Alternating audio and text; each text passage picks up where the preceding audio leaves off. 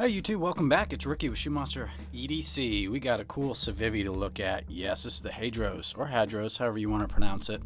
But yeah, this one was passed down to me through the Apex Knife Pass Around group. Appreciate it, guys. Appreciate it, CIVIVI, for letting us check this one out. Yes. Pretty excited about this one, guys. This is a neat little carry for sure. But before we get in the nitty-gritties and all the goodies, you guys go ahead and check out my Instagram page at Shoemonster.edc. Got a lot of cool photos on there, a lot of cool foreshadowing of what I'll be reviewing on this YouTube channel. All right, let's dig deep and take a peek at these specs, right? So the overall length is 7.55 inches. Blade length, we're looking at 3.35 inches. The cutting edge, 3.25 inches. Blade width is 0.875 inches. Blade thickness, we're looking about 0.12 inches. The blade material on this is 10CR 15 MOV.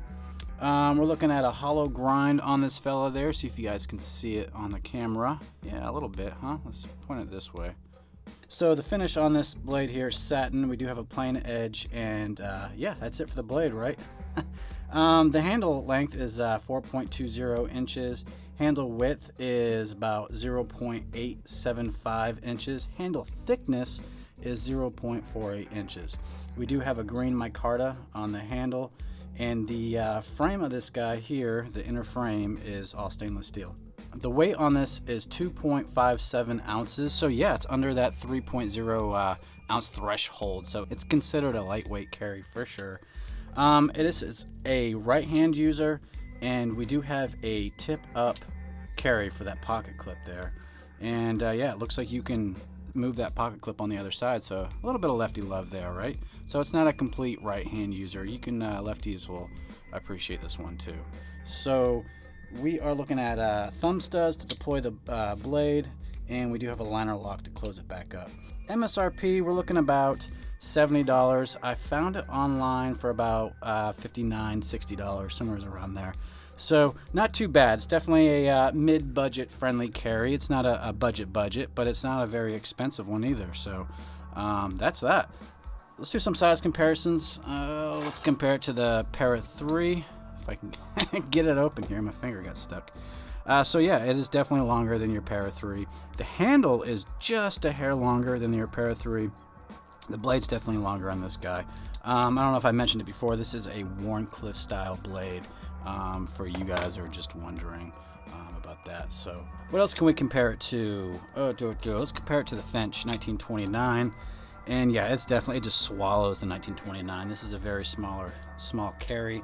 I do have my what I was carrying today, the Osborne 940 by Benchmade, and yeah, the handle's longer on your 940, and your blade is just a hair longer. I mean, like a small it's a hair longer than your Wharncliffe style blade here. So yeah, let's compare it to a everyday carry Sharpie, so you guys can get a better idea of the size of this knife, because everybody knows the size of a Sharpie, right?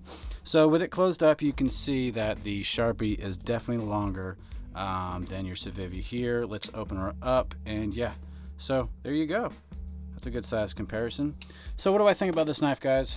How do I like it? Well, I like it a lot. This one caught my eye through the Pass Around group, and I definitely had to sign up for it. Just love the style blade. It's pretty sweet. I mean, I'm not a huge fan of Wharncliffe, but this one, I think it's the handle. Maybe it's just so slim with that nice slim Wharncliffe style blade. It just looks really, really great. The only thing I really got to complain about, and there's no hot spots about this, but I mean, it's very comfortable like that, but it's a little on the slick side. I mean, yes, it is micarta. It is what it is. I mean, if you're going to be using it out in the rain or anything like that, it might slip out of your hands, so that's one thing to consider. The action on this guy here, it is pretty sweet. Of course, CIVIVI usually always does a great job on the action on this knife. Does it drop shut? Yeah, it does. I mean, this is a brand new knife, so keep that in mind. It will break in, but for now, it does drop shut. Just got to give it a couple little bit of wiggles, and yeah, not too bad. How's the blade look on this guy here? She is definitely centered. Yes, indeed. So yeah, good build quality there, right, guys? The looks on this knife is nice. One thing I don't like about this handle is that we got T6 screws again. And yeah, you guys know how I feel about those. I'm just clumsy. I tend to strip out the T6s. I would kind of wish they added some T8s on this. That would have been sweet.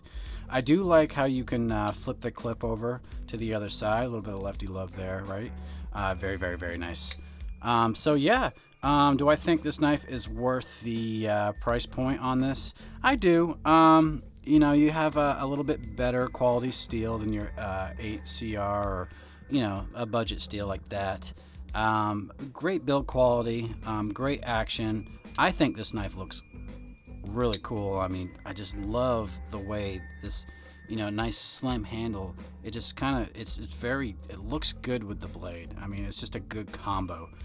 Very, very cool. I think it's worth it. Anything more than $60? Probably not. Just because, yeah, it's just the material on it. It's not a, you know, it is what it is.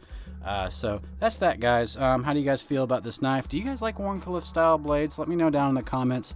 That'd be awesome to know. And of course, subscribe to my channel. If you guys have subscribed to my channel already, you guys are awesome. I appreciate it.